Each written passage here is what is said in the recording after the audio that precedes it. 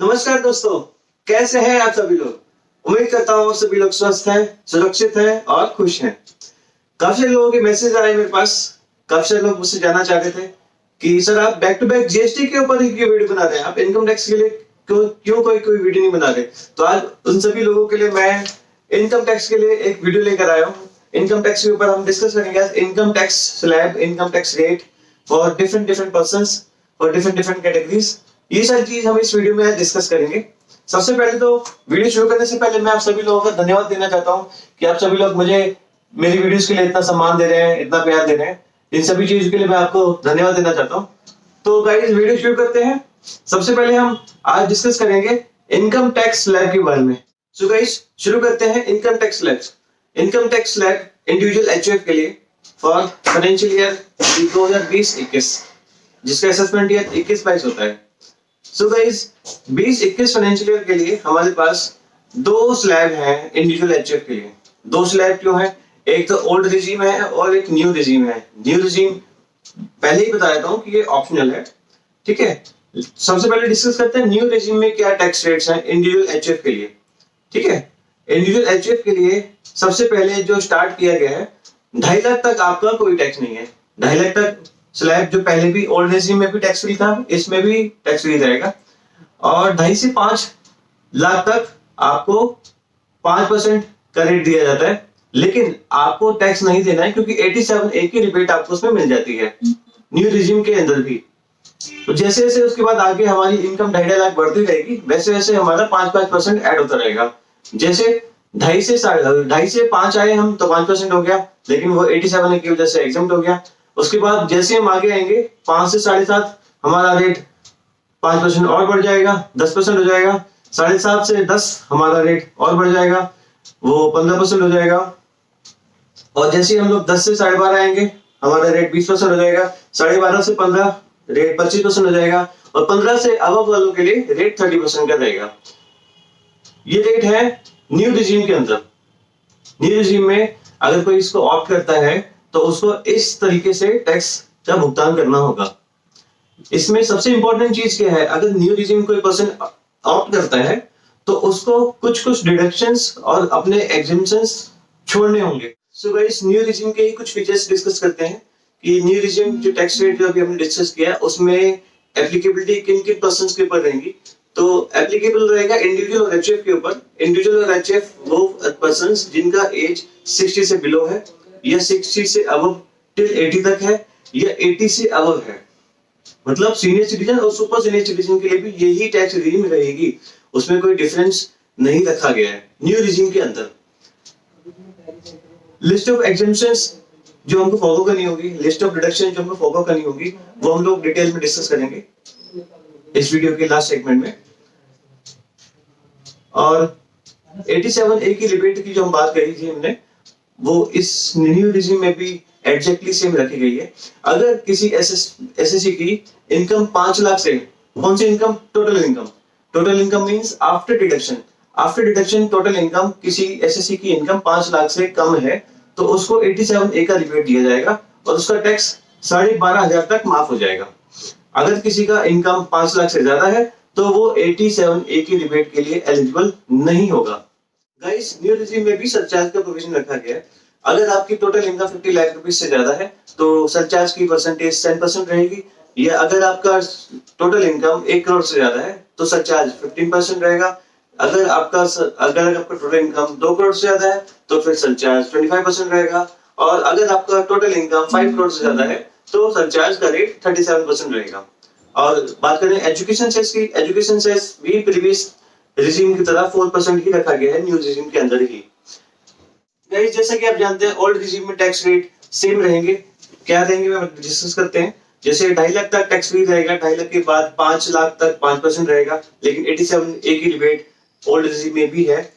और 5 लाख से 10 लाख तक टैक्स रेट 20% रहेगा और 10 से ऊपर 30% रहेगा। ये स्लैब रेट 60 से कम एज वालों के लिए है। 60 से ज्यादा एज वालों के लिए जो बेसिक स्लैब है वो 3 लाख तक रखा गया है। 3 लाख के बाद 5 लाख तक 5%, और 5 लाख के बाद 10 लाख तक 20%, और 10 लाख के बाद 30%। और सुपर सीनियर सिटीजन के लिए जो बेसिक एग्जेम्पशन स्लैब है वो 5 लाख तक रखा गया है। 5 लाख के बाद 20%, और 10 लाख तक, और 10 लाख के बाद 30%। इसमें सरचार्ज की बात करें तो जिसका इनकम 50 लाख से ज्यादा है टोटल इनकम और 1 करोड़ तक है तो उनका सरचार्ज का रेट 10% रहेगा, और अगर किसी एसएससी का इनकम 1 करोड़ से ज्यादा है तो उनका सरचार्ज 15% रहेगा। एजुकेशन सेस इसमें भी सेम 4% की है। So guys, these are the tax rate in new regime and old regime for income tax। और इसका बेसिक डिफरेंस टेबुलर फॉर्म में मैं आपको डिस्क्रिप्शन बॉक्स पे दे दूंगा, लेकिन मैं आपको बेसिक डिफरेंस बताता हूँ। बेसिक डिफरेंस क्या है न्यू रिजिम और ओल्ड रिजिम में। अगर आप न्यू रिजिम ऑप्ट करते हैं तो आपको जितने भी डिडक्शंस आप लेते हैं, जितने भी एग्जेम्पशंस आप लेते हैं वो आपको फॉरगो करने होंगे, और ओल्ड रिजिम में वो सारे डिडक्शंस आपको, ये सारे एग्जेम्पशंस आपको मिलेंगे। तो ऐसे कौन कौन से एग्जेम्पशंस और डिडक्शंस हैं जो हमको फॉरगो करने होंगे वो हम डिस्कस करते हैं। जैसे कि काफी सारे एग्जेम्पशंस हम सैलरी के हेड में लेते हैं, जैसे LTA, leave travel allowance, house rent allowance, conveyance allowance, daily expense in course of employment, relocation allowance, helper allowance, children education allowance, other special allowance, standard deduction on salary, professional tax, interest on housing loan and deduction under chapter 6A deductions like eighty C, eighty D, eighty E, ये सारे हमको छोड़ने होंगे new regime को opt करने के लिए। इसीलिए न्यू रिजीम के टैक्स रेट ओल्ड रिजीम के कंपैरेटिवली कम रखे गए हैं, सो दैट टैक्स भी प्रॉपर मिले गवर्नमेंट को और कुछ डिडक्शंस जो है वो डिडक्शंस भी हमको छोड़नी पड़े। तो बेनिफिट क्या है न्यू रिजीम का और ओल्ड रिजीम का बेनिफिट क्या है? अगर हम डिस्कस करें जो हायर टैक्स पेयर है, जो हायर इनकम जिनकी है, उन लोगों के लिए अगर बात करें, उन लोगों के लिए बेनिफिशियल ओल्ड रिजीम ही रहेगा। या न्यू रिजीम किसके लिए बेनिफिट रहेगा? जिनकी इनकम कम है, जिनकी इनकम स्लैब से 5 लाख 10 लाख तक आती है, उन लोगों के लिए न्यू रिजीम में बेनिफिट रहेगा। तो काफी सारे कंसल्टेंट्स और प्रोफेशनल्स के मन में सवाल ये आ रहा होगा कि क्या हमको कंपटीशन 2 बनानी पड़ेगी? तो इसका जवाब हाँ है, हमको कंपटीशन 2 बनानी पड़ेगी। जिसमें एसएससी का सबसे ज्यादा बेनिफिट होगा हमको वो रिजीम ऑप्ट करनी होगी। एक सवाल ये भी आता है कि क्या इनकम टैक्स ने हमको इस चीज की आजादी दी हुई है कि क्या हम कोई भी रिजीम ऑप्ट करें? तो इसका जवाब हाँ है, क्योंकि न्यू रिजीम ऑप्शनल है। इस वजह से हम लोग कोई भी रिजीम ऑप्ट कर सकते हैं, जिसमें आपका बेनिफिट हो आप वो रिजीम ऑप्ट कर सकते हैं।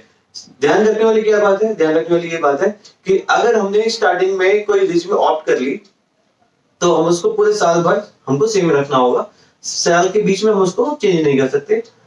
लेकिन रिटर्न फाइलिंग के टाइम पे हम लोग को जिस रिजीम में सबसे ज्यादा बेनिफिट होगा, रिटर्न फाइलिंग के टाइम पे हम तब रिजीम चेंज कर सकते हैं, और रिजीम हम ईयर टू ईयर बेसिस पे चेंज भी कर सकते हैं। इसमें कोई बंदिश नहीं है कि हमने एक साल तो न्यू रिजीम में टैक्स पे किया और अगले साल हम लोग ओल्ड रिजीम में टैक्स पे कर रहे हैं, इसमें कोई भी रिस्ट्रिक्शंस नहीं रखी गई।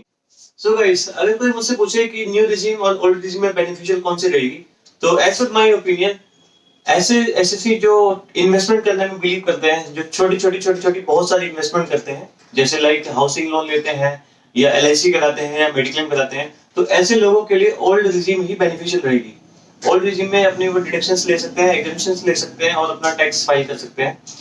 और भारत देश में हमारे ऐसे लोग भी हैं जो इन्वेस्टमेंट करने में बिल्कुल बिलीव नहीं रखते हैं। वो सोचते हैं कि आज खाओ और आज ही कमाओ, आज कमा के आज खा के खत्म कर दो। ऐसे लोगों के लिए, सिर्फ और सिर्फ ऐसे लोगों के लिए न्यू रिजीम बेस्ट है। वो न्यू रिजीम में टैक्स फाइल कर सकते हैं और जो भी टैक्स रेट न्यू रिजीम में जैसे हमने डिस्कस करे उसके अकॉर्डिंगली टैक्स पे करके अपनी रिटर्न फाइल कर सकते हैं। सो गाइस, जो सैलरीड पर्सन होते हैं उन लोगों के लिए ये न्यू रिजीम ऑप्ट करने का तरीका क्या है, वो कब कब इस रिजीम को ऑप्ट कर सकते हैं। तो सैलरी के लिए जब टीडीएस कटता है सैलरी में, जैसे हम सभी लोग जानते हैं सैलरी के ऊपर टीडीएस कटता है और बिगनिंग पर मंथ थोड़ा टीडीएस कटता रहता है सैलरी वालों के लिए। तो उनको बिगनिंग में ये रिजीम ऑप्ट करनी होगी। अगर उनको ये रिजीम ऑप्ट करनी है तो ऑप्ट करने के लिए उनको बिगनिंग में करनी होगी। लेकिन उनको एक बेनिफिट ये दिया गया है, जब वो अपनी आईटीआर फाइल करेंगे, अगर उनको आईटीआर फाइलिंग के दौरान पता लगता है कि वो अपनी न्यू रिजीम के बजाय ओल्ड रिजीम में बेनिफिट ज्यादा ले सकते हैं, तो रिटर्न फाइलिंग के टाइम पे ओल्ड रिजीम में भी शिफ्ट कर सकते हैं। लेकिन ड्यूरिंग द ईयर चेंज नहीं कर सकते। लाइक उन्होंने जैसे अप्रैल के महीने में न्यू रिजीम ऑप्ट किया, तो वो अक्टूबर में आते आते उनको पता लग रहा है कि वो ओल्ड रिजीम में बेनिफिट ज्यादा ले सकते हैं, तो ड्यूरिंग द ईयर वो चेंज नहीं कर सकते। उनका टीडीएस जो कट रहा होगा वो न्यू रिजीम के अकॉर्डिंग ही टीडीएस कटता रहेगा। तो गाइस, बढ़ते हैं अब हम अपने नेक्स्ट सेगमेंट में और डिस्कस करते हैं कि प्राइवेट लिमिटेड कंपनीज या डोमेस्टिक कंपनीज जिनको हम कहते हैं, उनके लिए टैक्स रेट क्या रहेगा, क्या उनके लिए भी कुछ न्यू रिजीम आई है? तो जी इसका जवाब हाँ है। पहले हम डिस्कस करते हैं ओल्ड रिजीम में क्या रेट थे। ओल्ड रिजीम में ऐसे टैक्स पेयर या ऐसी कंपनीज जिनका टर्नओवर 400 करोड़ से कम रहा है, वो लोग 25% टैक्स पे कर सकते हैं। या इसके अलावा अगर कोई कंपनी है जिसका टर्नओवर 400 करोड़ से ज्यादा है, तो उनके लिए टैक्स रेट 30% का ही है। न्यू रिजीम में क्या चेंज आया है? न्यू रिजीम में 3 सेक्शन के ऊपर फोकस किया है। 3 सेक्शन आए हैं, 115BA, 115BAA, 115BAB। तो आइए गाइस डिस्कस करते हैं कि इन सेक्शंस के अंदर क्या रेट रहेंगे, जो कि ओल्ड रिजीम में नहीं थे, नई रिजीम में है। सबसे पहला जो सेक्शन है, सेक्शन 115BAB। अगर कोई कंपनी इस सेक्शन को ऑप्ट करती है और वो कंपनी न्यूली रजिस्टर्ड हुई है 1 अक्टूबर 2019 को या 1 अक्टूबर 2019 के बाद कभी भी, और अपनी वो मैन्युफैक्चरिंग एक्टिविटी स्टार्ट कर लेती है ऑन और बिफोर 31 मार्च 2023, बल्कि 31 मार्च 2023 को या उससे पहले अपनी मैन्युफैक्चरिंग एक्टिविटी स्टार्ट कर लेती है, तो ऐसी कंपनीज के लिए, ऐसी प्राइवेट लिमिटेड कंपनीज के लिए, ऐसी डोमेस्टिक कंपनीज के लिए टैक्स रेट जो रखा गया 15% का टैक्स रेट रखा गया है, वो अपना 15% टैक्स पे करके रिटर्न फाइल कर सकते हैं। नेक्स्ट सेक्शन है 115BAA। अगर कोई कंपनी इस सेक्शन को ऑप्ट करती है और उनकी टोटल इनकम कैलकुलेट करते हैं without claiming any deductions like incentives या एग्जेम्पशंस या एडिशनल डेप्रिसिएशन, तो ऐसे एसएससी का टैक्स रेट जो है वो 22% रहेगा। नेक्स्ट सेक्शन है 115BA। अगर कोई कंपनी इसको ऑप्ट करती है और वो रजिस्टर्ड हुई है 1 मार्च 2016 से पहले, 1 मार्च 2016 से पहले रजिस्टर्ड हुई है और एंगेज है मैन्युफैक्चरिंग एक्टिविटी में, और वो अपनी डिडक्शन जो भी स्पेसिफाइड डिडक्शन जो है वो नहीं लेती है, तो उसका रेट 25% रहेगा। तो गाइस ये है न्यू रिजीम के टैक्स रेट और ओल्ड रिजीम के टैक्स रेट। और अगर बात करें एजुकेशन सेस की, तो एजुकेशन सेस पुराने रिजीम का इस रिजीम में भी 4% ही रहेगा। तो गाइस अगर सरचार्ज की बात करें तो सरचार्ज भी ओल्ड रिजीम में और न्यू रिजीम में सेम ही रखा गया है। जैसे अगर आपकी टोटल इनकम 1 करोड़ से ज्यादा है तो आपका सरचार्ज का रेट 7% रहेगा, या अगर आपका टोटल इनकम 10 करोड़ से ज्यादा है तो आपका 12% रहेगा। लेकिन इसमें एक बात ये भी कही गई है कि अगर आप सेक्शन ऑप्ट करते हैं, सेक्शन 115BAB और सेक्शन 115BAA, अगर ये दोनों सेक्शन में कोई भी एक सेक्शन ऑप्ट करते हैं तो आपका जो सरचार्ज है वो 10% ही रहेगा। तो गाइस अब डिस्कस करते हैं पार्टनरशिप फर्म या एलएलपी का टैक्स रेट क्या रहेगा। पार्टनरशिप फर्म और एलएलपी के टैक्स रेट में कोई भी चेंजेस नहीं है। न्यू रिजीम और ओल्ड रिजीम में दोनों का टैक्स रेट 30% ही रखा गया है। और अगर आपका जो टोटल इनकम है वो 1 करोड़ से ज्यादा है तो आपको 12% का सरचार्ज देना होगा। एजुकेशन सेस 4% ही रखा गया है। सो गाइस ये है सारे टैक्स रेट, सभी डिफरेंट क्लास ऑफ पर्संस के लिए, डिफरेंट कैटेगरीज के लिए। अगर आपके कहीं भी कोई डाउट आते हैं तो आप हमारे साथ डिस्कस कर सकते हैं, कमेंट सेक्शन में आ सकते हैं। और अगर कोई स्पेशल चीज अगर आप जानना चाहते हैं, कोई भी चीज, तो आप उसके लिए मुझसे कोऑर्डिनेट भी कर सकते हैं। Okay guys, thank you very much, नमस्कार।